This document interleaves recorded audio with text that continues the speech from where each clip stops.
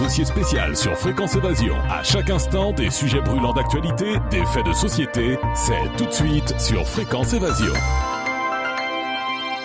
Consacré aux problèmes qu'engendre le gluten, nous recevrons Delphine de Turckheim qui a publié un livre, Une vie sans gluten, aux éditions Dessous. À tout de suite. Loisirs, culture, environnement, économie. Sur Fréquence Évasion, l'info dans le Sud est sans limite. Fréquence Évasion, la culture du Grand Sud. Delphine de Turckheim, bonjour et merci d'être avec nous.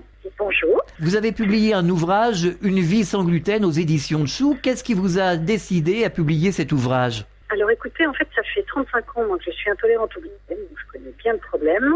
Et il n'y a jamais eu aucun ouvrage de témoignage sur la question. C'est-à-dire qu'il y a eu des livres de cuisine, des livres de médecins, donc toujours très compliqués. Et donc c'est le premier témoignage qui est sorti. Voilà, je trouve ça important de pouvoir expliquer cette maladie, sachant que c'est une maladie qui peut se déclarer à n'importe quel âge. Donc ça concerne beaucoup de gens. Et en plus, comme je suis la marraine de l'AFGAG depuis 5 ans, qui est l'Association française des intolérants au gluten, c'est vrai que c'était important de témoigner, en tout cas pour ça. Alors qu'est-ce qui fait que l'on est allergique au gluten ? Qu'est-ce qui fait ? C'est-à-dire comment on s'en aperçoit ? Oui, comment on s'en aperçoit et pourquoi est-on allergique justement au gluten ? On ne sait pas. C'est ça le problème, c'est qu'on ne sait pas pourquoi on est allergique ou intolérant. Parce que le terme, c'est plutôt l'intolérance au gluten. Oui. Il y a moins d'allergiques que d'intolérants, mais on ne sait pas pourquoi d'où ça vient, ni pourquoi tout d'un coup on devient intolérant. Moi, j'ai rencontré des femmes qui s'étaient fait une signette marguerite, qui venaient de déclarer, une femme avait 70 ans et une autre 75, vous voyez. Et d'un autre côté, moi j'ai été déclarée intolérante au gluten, j'avais 3 ans. J'ai une amie, elle avait 20 ans, donc c'est vrai que on ne sait pas pourquoi. On s'en aperçoit rapidement parce que ça touche l'intestin grêle, donc tout ce qui est alimentaire, tout le long de l'œsophage. Et on s'en aperçoit assez rapidement parce que les symptômes sont assez précis. Ça peut être, il y a toute une liste. Ça va de diarrhée, vomissement, mal de tête, dépérissement un petit peu général. Ça peut être aussi, malheureusement, jusqu'à un cancer de l'intestin grêle. Ah oui, quand même. Ah oui. Mais bon, avant d'arriver jusque-là, en général, on s'aperçoit assez rapidement des conséquences de l'intolérance au gluten.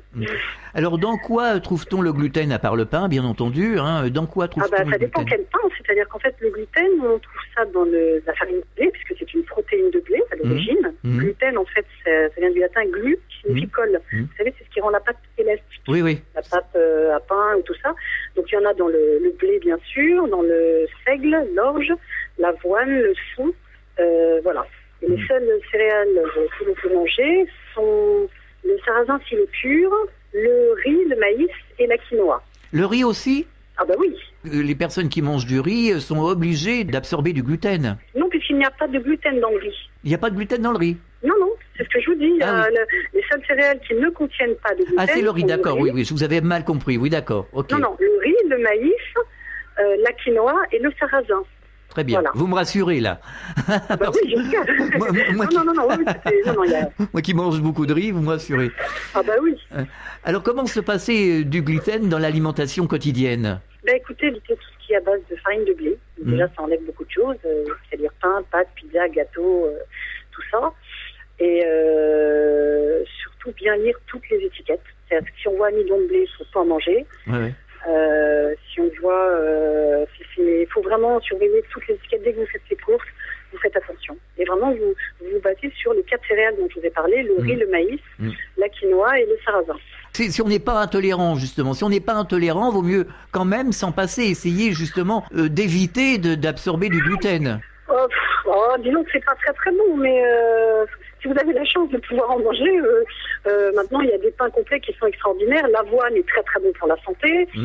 Non, il y a quand même des céréales qui sont extraordinaires quand même. D'accord. Qui contiennent du gluten. D'accord. Je suis pas médecin, donc je vais pas vous donner de diagnostic. Moi, je me base sur une expérience personnelle. Oui. Et c'est vrai qu'à force de rencontrer des gens, tout ça, on finit par savoir ce qui correspond bon et ce qui n'est pas bon. Non, parce que précédemment, on avait fait une émission... Mais je ne suis pas médecin, attention.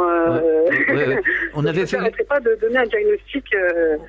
On avait fait une émission avec une personne, je ne me rappelle plus comment elle s'appelle, Marion Kaplan, qui avait fait justement des tests justement sur le gluten, les problèmes qu'engendre le gluten, et elle disait qu'il valait mieux quand même s'en passer, même si on n'était pas intolérant, que c'était pas forcément bon pour les intestins. Écoutez, ça dépend. Le gluten en lui-même, j'en sais rien. Mais c'est vrai qu'il y a certaines céréales qui sont quand même très bonnes pour la santé, qui sont pleines de minéraux et de vitamines. Donc le gluten, c'est un terme un peu général. Il faut voir après dans quels aliments vous pouvez vous passer. Est-ce que vous avez un message adressé aux auditeurs? Un message? Oui. Par rapport à votre livre. Le fait que ce soit le premier témoignage, si vous voulez, qui soit écrit dessus, fait que, en tout cas, apparemment, beaucoup de gens, j'ai reçu pas mal de mails, et pendant les 42 livres, je me rends compte que les gens sont soulagés, c'est-à-dire qu'ils se rendent compte qu'on peut très bien vivre avec cette maladie qui est quand même un petit peu pénible. Mais il faut être très très vigilant au quotidien, et c'est vrai qu'il faut suivre son régime. Il faut aussi, il y a qu'une seule association qui existe, c'est l'ABGAG, dont je suis la marraine. Mais c'est vrai que si vous avez le moindre souci, surtout n'hésitez pas à le joindre, à leur poser des questions, et ils seront vraiment là. Ils ont des antennes en plus dans toute la France, donc c'est vraiment génial. Et pour les ados, tout ça, ils organisent des stages de cuisine, des stages d'ados l'été. Et comme c'est une maladie, c'est ce que je vous disais au début de notre entretien, qui se déclare à n'importe quel âge, souvent les ados sont perdus parce que les ados, c'est quoi? C'est des pâtes, des pizzas, c'est des trucs bien qui tiennent bien au corps pour les études, et c'est vrai qu'ils sont souvent perdus. Donc il faut être à l'écoute. Quand on est parent, il faut essayer de comprendre, et c'est souvent plus dur pour les parents que pour les enfants, quoi. Eh bien, donnez-nous l'adresse justement. Comment les trouver? Eh bien, écoutez, ils sont sur Internet. Oui. Et physiquement, ils sont dans le 10e arrondissement. Le site Internet, vous l'avez? Ah oui, www.avdiag, A-F-D-I-A-G, .com, j'imagine. Mais si vous tapez Avdiag, de toute façon, c'est la seule association en France, des intolérants au gluten. Donc, voilà. Et puis, à la fin de mon livre, je mets quelques recettes aussi, perso, une dizaine. Puis, je donne aussi des conseils. Et c'est vrai que c'est un peu un guide. C'est-à-dire, il y a une liste des aliments autorisés, la liste des aliments interdits, parce que des gluten, vous en trouvez dans certains excipients, certains médicaments. Donc, il faut vraiment, vraiment faire attention, quoi. Oui, en effet.